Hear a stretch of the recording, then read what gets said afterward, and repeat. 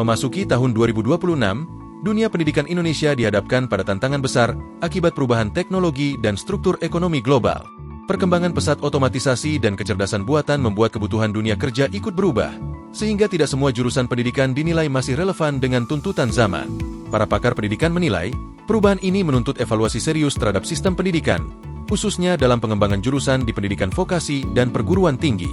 Beberapa jurusan mulai dianggap kurang relevan, bukan karena ilmunya usang, melainkan karena kompetensinya tumpang tindih dengan jenjang pendidikan lain, serta tidak lagi sesuai dengan kebutuhan pasar tenaga kerja.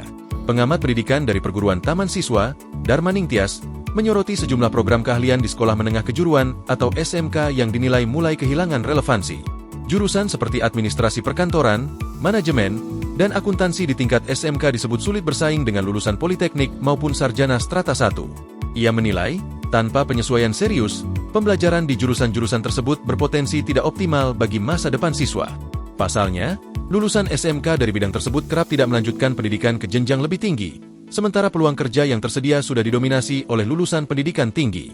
Di sisi lain, Dharma Ningtyas menegaskan bahwa sektor agro seperti pertanian, perkebunan, perikanan, peternakan, dan kelautan justru masih sangat dibutuhkan hingga saat ini. Permasalahan utama bukan terletak pada relevansinya, melainkan pada rendahnya penghargaan dan daya tarik sektor tersebut di mata masyarakat. Menurutnya, pengenalan bidang agro sejak jenjang SMK sudah tepat selama disesuaikan dengan tingkat kompetensi peserta didik.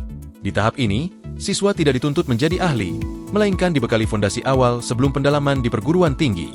Selain pendidikan vokasi, pembahasan relevansi juga menyentuh jurusan di bangku kuliah. Dharma Ningtyas menekankan bahwa relevansi jurusan perguruan tinggi sangat bergantung pada tujuan seseorang menempuh pendidikan tinggi. Jika kuliah dipandang sebagai proses membangun pola pikir, maka seluruh jurusan akan tetap relevan sepanjang zaman. Namun, ketika kuliah dipersempit hanya sebagai jalan cepat untuk mendapatkan pekerjaan, sejumlah jurusan, terutama yang berbasis ilmu sosial dan humaniora, kerap dianggap tidak relevan karena jalur karirnya dinilai tidak lurus dan pasti. Padahal, jika pendidikan tinggi diarahkan untuk membentuk cara berpikir kritis, analitis, dan reflektif, jurusan-jurusan sosial dan humaniora justru memiliki peran penting dalam menghadapi perubahan zaman yang semakin kompleks.